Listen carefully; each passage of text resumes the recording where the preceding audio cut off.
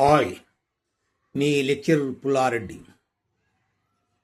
నేటి యువతీ యువకులకు ఒక సలహా ఏమిటంటే, ఏమి జరిగినా మన మంచికే అనుకోవాలి. అప్పుడు నీవు అనుకున్నది సాధిస్తావు. చిన్న ఉదాహరణ మీకు చెప్తా వినండి. ఒక రాజు వేటకు పోవచ్చు మంత్రిని తీసుకొని పోయాడు. ఆ వేటాడుతున్నప్పుడు పొరపాటున అతని యొక్క బొటన వ్రేలుకు దెబ్బ తగిలింది. దెబ్బ తగులుతానే మంత్రి పక్కున నవ్వాడు.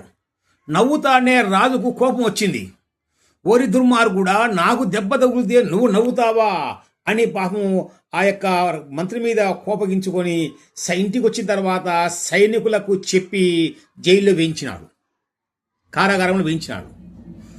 అప్పుడు మంత్రి అనుకున్నాడు, సరే ఇదే నా మంచి కోసమే అనుకున్నాడు పాపం.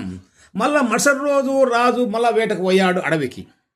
పోతే అప్పుడు ఆ యొక్క అడవిలో ఉన్నటువంటి యొక్క నరరూప రాక్షసులైనటువంటి వాళ్ళు తమ కాళికాదేవికి బలి ఇచ్చుటకు రాజును పట్టుకున్నారు.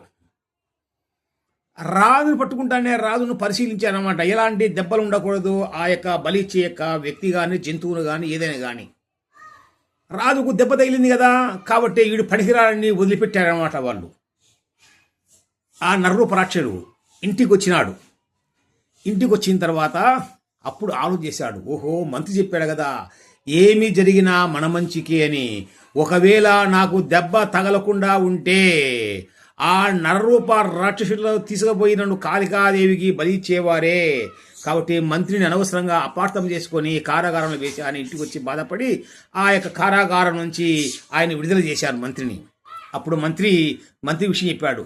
మంత్రి, నేను నవ్విన దానికి నేను పొరపాటు పడ్డాను, కోపడ్డాను, చాలా మంచి జరిగిందంటే, రాజా నీకు దెబ్బ తగిలింది మంచి జరిగింది రైటే, నాకు నీవు కారాగారంలో వేయడం వల్ల కూడా నాకు మంచి జరిగింది అంటే రాజు ఆశ్చర్యపోయాడు. ఏమిటని?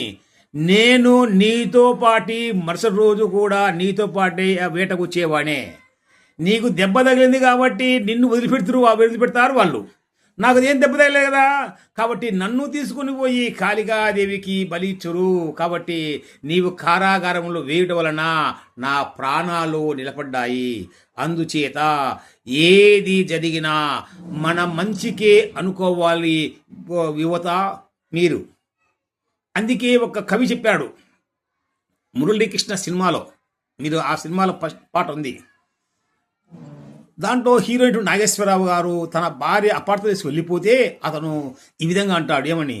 అనుకున్నామని జరగవు అన్నీ, అనుకోలేదని ఆగవు కొన్ని, జరిగేవన్నీ మంచికని అనుకోవడమే మనిషి పని, అనుకోవడమే మనిషి పని అనుకుంటూ తన యొక్క వైద్య వృత్తిని కొనసాగించాడే కానీ నా భార్య అలిగిపోయిందే, నా మీద అపార్థం చేసుకుపోయింది అని ఆయన బాధపడి చనిపోలేదు, ఆత్మహత్య చేసుకోలేదు.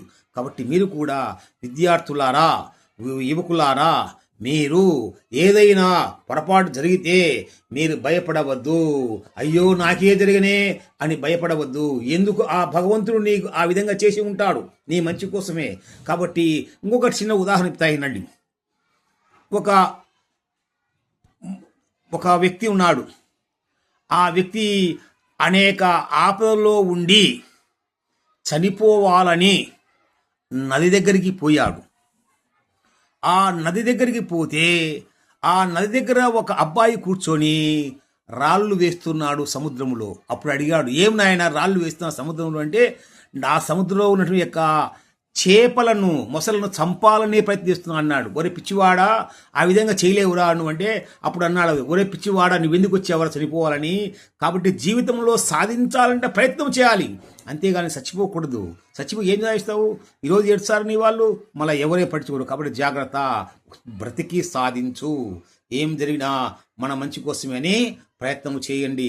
యువత మేలుకో, నీ జాతిని ఏలుకో, మంచి బ్రతుకు మంచి బాట ఏర్పరచుకుని సాగు. జై హింద్.